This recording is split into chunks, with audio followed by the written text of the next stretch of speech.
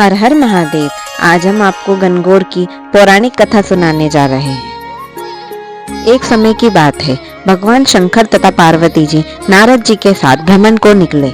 चलते चलते वे चैत्र शुक्ल तृतीया के दिन एक गांव में पहुंच गए। उनके आगमन का समाचार सुनकर गांव की श्रेष्ठ कुलीन स्त्रियां उनके स्वागत के लिए स्वादिष्ट भोजन बनाने लगी। भोजन बनाते बनाते उन्हें काफी विलंब हो गया, किंतु साधारण कुल की स्त्रियां श्रेष्ठ कुल की स्त्रियों से पहले ही थालियों में हल्दी तथा अक्षत लेकर पूजन हेतु पहुंच गए। पार्वती जी ने उनके पूजा भाव को स्वीकार कर लिया और सारा सुहाग रस उन पर छिड़क दिया। वे अटल सुहाग प्राप्ति का वरदान पाकर लौटी। तत्पश्चात उच्च कुल की स्त्रियां अनेक प्रकार के पकवान लेकर गौरा जी और शंकर जी की पूजा करने पहुंची। सोने चांदी से निर्मित उनकी थालियों में विभिन्न प्रकार के पदार्थ थे। उन स्त्रियों को देखकर भगवान शंकर ने माता पार्वती से कहा, तुमने सारा सुहाग रस तो साधारण कुल की स्त्रियों को दे दिया है, अब इन्हें क्या दोगी? पार्वती जी ने उत्तर दिया, प्राणनाथ, आप इसकी चिंता मत कीजिए। उन स्त्रियों को मैंने केवल ऊपरी पदार्थ का रस दिया है, इसीलिए उनका रस धोती से रहेगा, परंतु उच्च कुल की स्त्रियों को मैं अपनी उंगली चीरकर अपने रक्त का सुहाग रस दे दूंगी। यह सुहाग रस जिसके भाग्य में पड़ेगा वह तन मन से मुझ जैसी सौभाग्यवती हो जाएगी। जब स्त्रियों ने पूजन समाप्त कर दिया, तब माता पार्वती ने अपनी उंगली को चीरकर उन पर छिड़क दिया। जिस पर जैसा छींटा पड़ा उसे वैसा सुहाग मिला। तत्पश्चात भगवान शिव की आज्ञा से माता पार्वती ने नदी तट पर स्नान किया और बालू का शिवलिंग मूर्ति बनाकर पूजन करने लगी।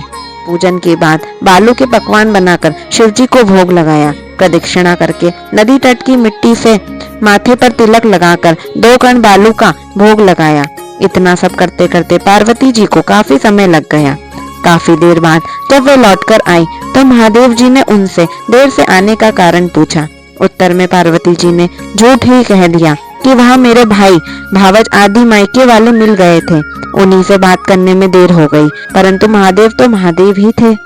प्रभु कुछ और ही लीला रचाना चाहते थे। अतः उन्होंने पूछा, पार्वती, तुमने नदी तट पर पूजन करके किस चीज का भोग लगाया था और स्वयं कौन सा प्रसाद खाया? स्वामी, पार्वती माता ने पुनः झूठ बोल दिया। मेरी भावज ने मुझे दूध भात खिलाया, उसे खाकर मैं सीधी यहाँ चली आ रही हूँ। यह सुनकर शिवजी भी दूध भात खाने की लालच में नदी तट की ओर चल दिए। पार्वती जी दुविधा में पड़ गई। उन्होंने मौन भाव रखकर भगवान शंकर का मन ही मन ध्यान किया और प्रार्थना की, हे भगवान, यदि मैं आपकी अनन्य दासी हूँ तो आप इस समय मेरी लाज रखिए। यह प्रार्थना करती हुई पार्वती जी भगवान शंकर के पीछे पीछे चल रही थी।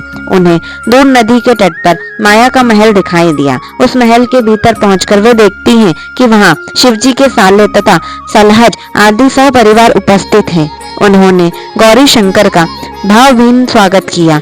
वे 2 दिन तक वहां रुके। तीसरे दिन पार्वती जी ने शिवजी से चलने के लिए कहा, पर शिवजी तैयार न हुए। वे अभी और रुकना चाहते थे।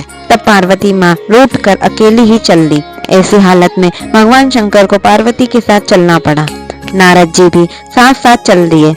चलते चलते वे दूर निकल गए। उस समय सूर्य अपने धाम पश्चिम की ओर पधार रहे थे। तभी अचानक भगवान शंकर पार्वती जी से बोले, मैं तुम्हारे मायके में अपनी माला भूल आया हूँ। माता कहती हैं, ठीक है, मैं लेकर आती हूँ। पार्वती जी ने कहा और जाने को तत्पर हो गई, परंतु भगवान ने उन्हें जाने की आज्ञा नहीं दी और इस कार्य के लिए ब्रह्मपुत्र नारद जी को भेज दिया गया। परंतु वहां पहुंचने पर नारद जी को कोई महल नजर न आया। वहां दूर दूर तक जंगल ही जंगल थे, जिसमें हिंसक पशु विचर रहे थे। नारद जी वहां भटकने लगे और सोचने लगे कि कहीं वे किसी गलत स्थान पर तो नहीं आ गए। मगर सहसा ही बिजली चमकी और नारद जी को शिवजी की माला एक पेड़ पर टंगी हुई मिली। नारद जी ने माला उतार ली और शिवजी के पास पहुंचकर वहां का सारा हाल बताया। शिवजी ने हंसकर कहा, नारद, यह सब पार्वती की ही लीला है। इस पर पार्वती जी ने कहा, मैं किस योग्य हूँ?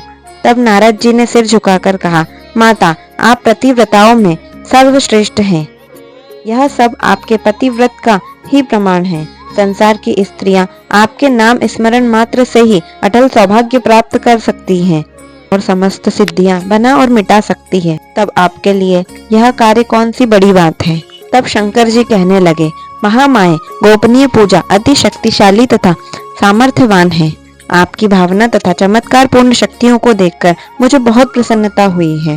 मैं आशीर्वाद में कहता हूँ कि जो स्त्रियां इसी तरह गुप्त रूप से पति का पूजन करके मंगल कामनाएं करेगी, उन पर सदैव ही मेरी और आपकी कृपा बनी रहेगी और उनके पतियों की आयु दीर्घायु रहेगी। धन्यवाद।